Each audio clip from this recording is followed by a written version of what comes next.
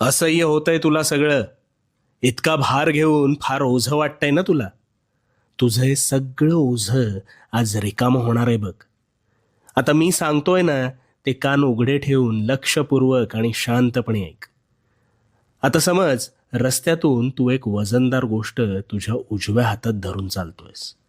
सुरुवातीला चालताना तुला तितकासा भार जाणवत नाहीये, पण जसं जसं तू पुढे सरसावतोस तसा तुझ्या हातावर अधिक ताण येतो.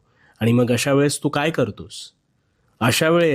तू काय करतोस तर ती गोष्ट तात्पुरती का होईना खाली ठेवतोस अथवा दुसऱ्या हातात घेतोस. का?